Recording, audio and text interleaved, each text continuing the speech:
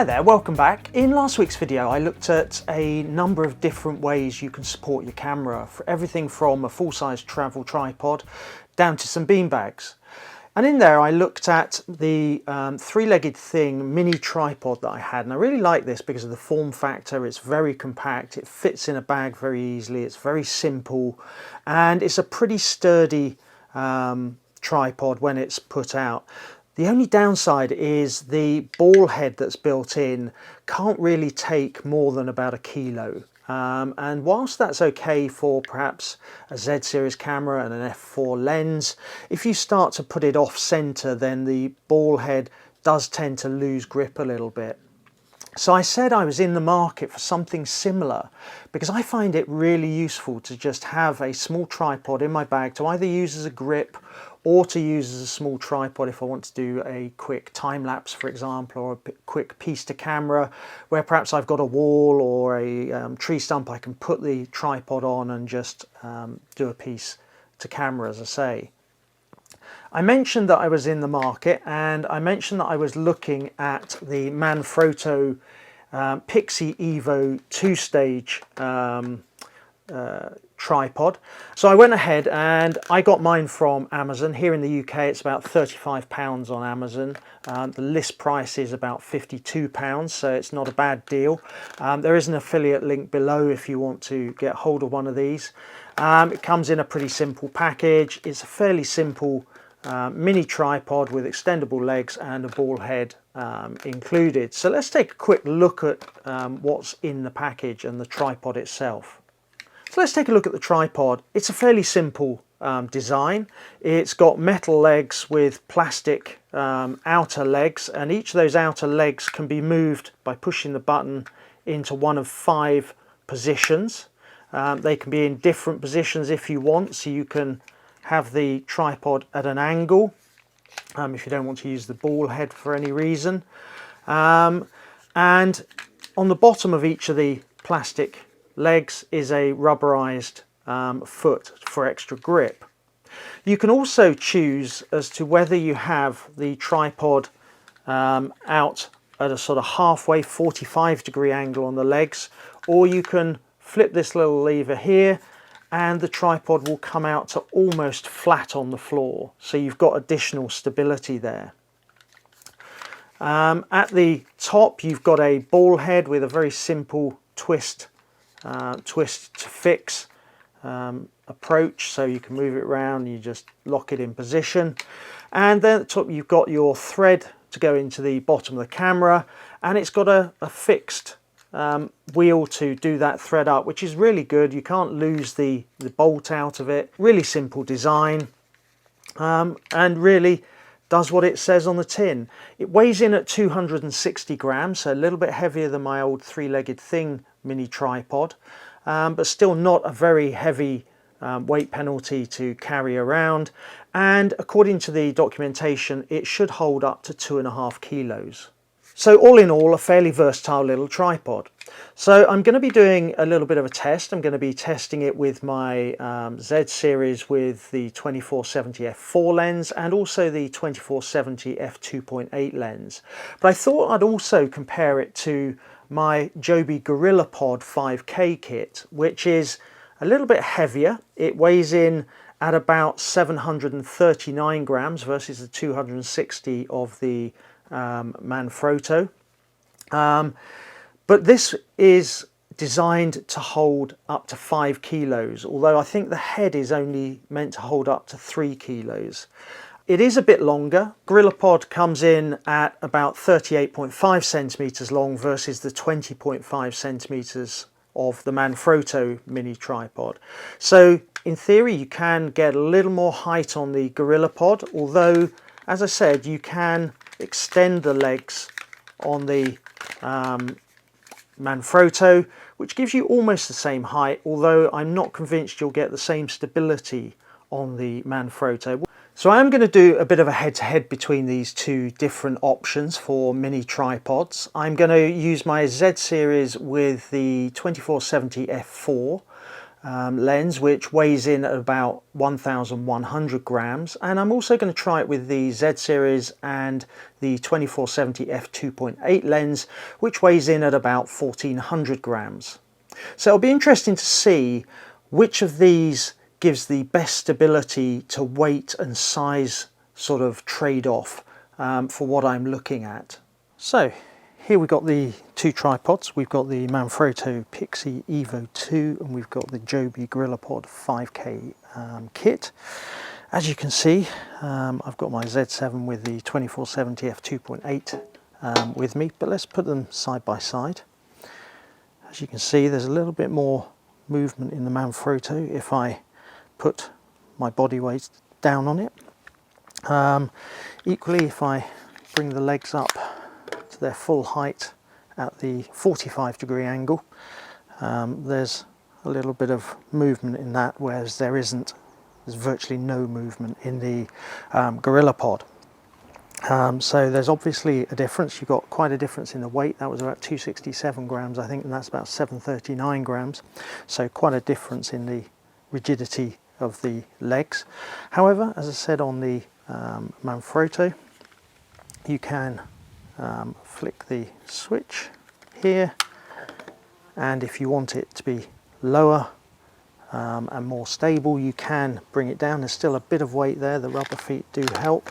If you bring it in, that's probably the most stable, and there's not too much movement in that lowest setting on the legs and with the legs fully retracted.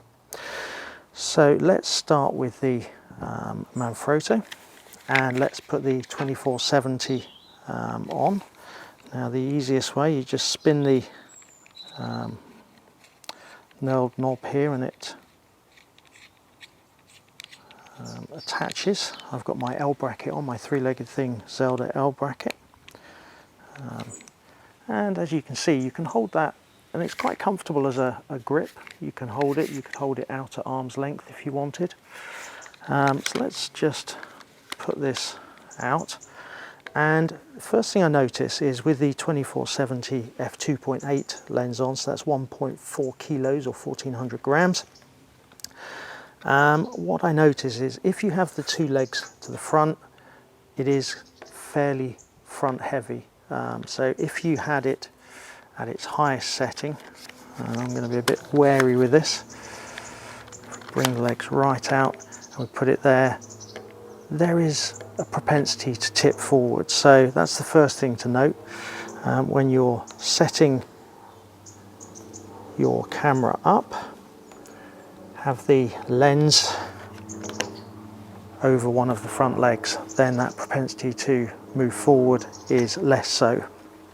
Not going to cause a problem with your camera falling forward onto the lens.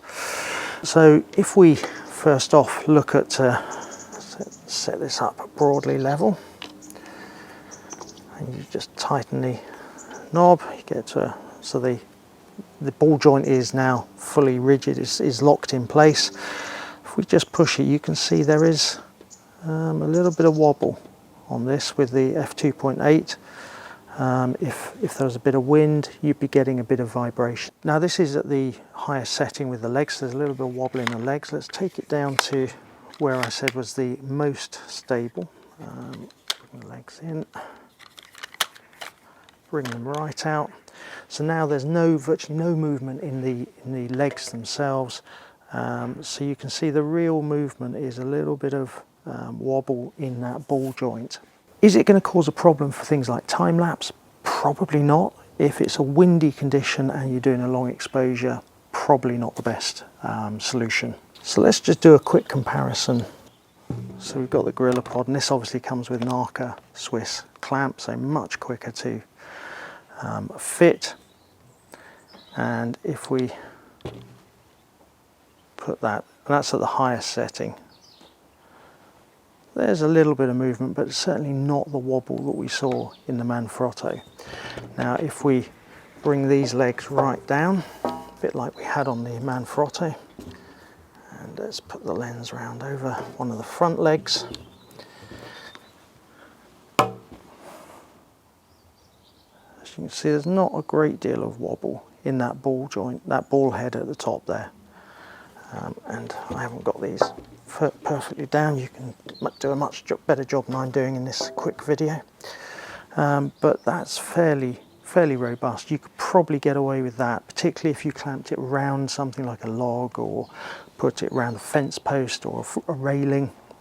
It's a great thing with these Gorillapods. You can create quite a largish surface area with these little rubber rings on the legs that grip onto things, which give more stability, and there's certainly less play in that ball head than there is in this small Manfrotto. But then this is 739 grams, this is 260 grams. So is it a fair like for like? Possibly, possibly not. The other thing to test is that both of these tripods, you can, let's do it the other way around, you can have your camera in a portrait orientation. Again, this one you can see is starting to wobble, so you've got to think about where you actually have it aligned. Even there, this really isn't, there we go, that's better. That's better. You can have it in a vertical orientation. You can see there's not much movement there. There's a little bit of movement this way if you push it, because I haven't got the legs. But again, what you can do is just twist one of those legs, push that down, get those legs really bent into the right supportive shapes. And there you can see there's a lot less play now. So all I did there was bend the legs to really support the tripod. And that is one of the great things about these Gorillapods, the versatility of the leg system. So let's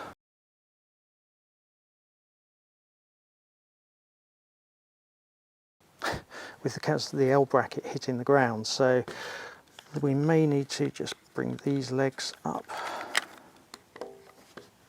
And as you can see, this is not going to cope with 1.4 kilos on its side, because it's always going to be, because these legs are fixed, you can't move the ball head around.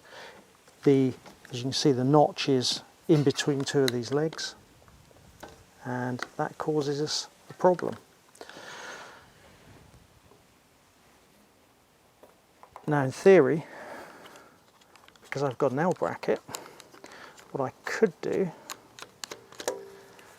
as you'll see on these Zelda L brackets, they have a screw thread for an attachment for perhaps a flash or some kind of arm to come off the side. It's not really meant for attaching to a tripod, but let's give it a go. So now you can see that the top is not really interfacing that much with the L bracket, and what we can do is twist that round so the lens is over a leg again, give it some stability, tighten it up, and yeah, we've still got some play. So again, perhaps for a time lapse, so if you're in really good lighting and the shutter speed is quite high on your time lapse, and therefore it will take out that vibration, this might work. However, for a long exposure, probably again not going to work. And this is fairly precarious on the corner of this L bracket. It works, but it's not ideal. So I switched to my Z7 with my 2470 f4 lens on here. So this is now 1100 grams, 1.1 kilos.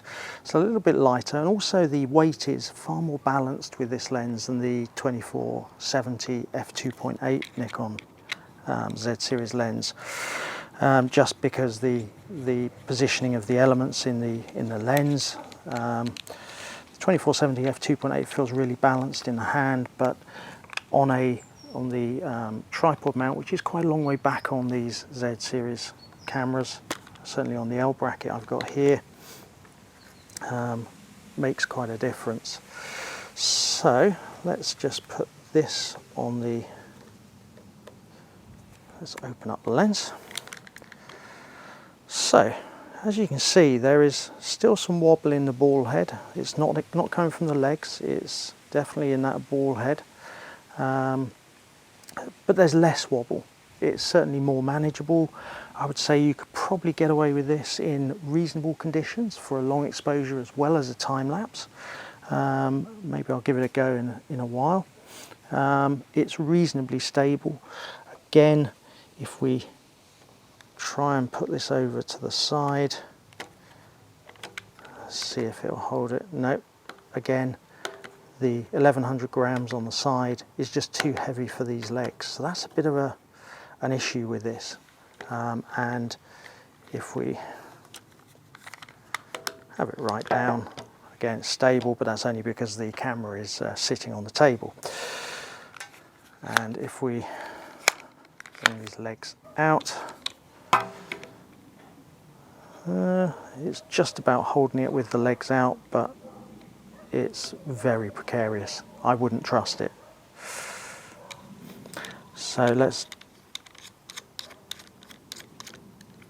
put that over there and try this on the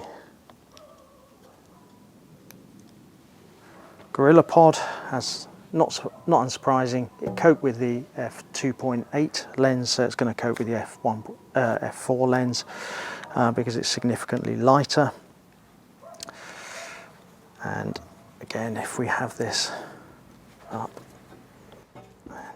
and bend out those legs, as you can see, it's more the table is wobbling than the, you see there's not much movement. Certainly if I hold this back leg down or wrap it around something, it's pretty stable. You get away with that for a reasonable long exposure. I wouldn't use it over a tripod, but even tripods have wobble. It depends how you set these up as to how stable they're going to be, and obviously the versatility of the Gorillapod and the weight of the Gorillapod acts in its favour. I think the Manfrotto will be useful for me. It will be useful for doing video because there you have the camera in the landscape position rather than the portrait position, and this can cope with probably both lenses to a certain extent. If I'm doing video and I'm in a hotel room or an inside location, or like today it's perfectly still, there's no wind, I can put it on something nice and flat, or I can stand it somewhere where it's quite stable. One thing to note, these little rubber pads, they work on this table, but this is a glass table and therefore they're moving a fair bit.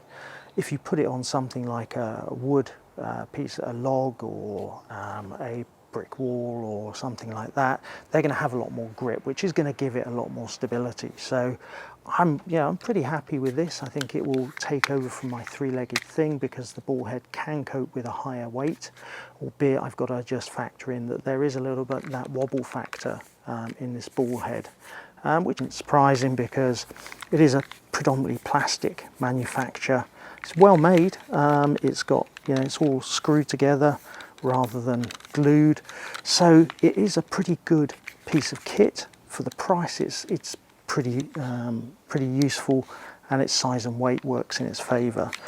Will I take my Manfrotto over my Gorillapod? Yes, on some occasions when I don't think I'm going to use a tripod, or perhaps when I'm travelling for some other reason. I just want to throw in a small tripod with a single camera body and a single lens, because I might just want to go out and shoot some photos that I see as I'm going along my way. So yeah, 35 quid, not a bad price for a pretty solid piece of kit. I'm going to certainly be keeping my Gorillapod 5K. It really is quite stable and actually is quite a versatile piece of kit. So I hope you've enjoyed this video. I hope you found it useful. If you're thinking about, can you go down to a smaller, lighter tripod, mini tripod for some of your shoots, then hopefully this has been useful. If it is, hit subscribe, hit the notification bell, and I look forward to seeing you in future videos.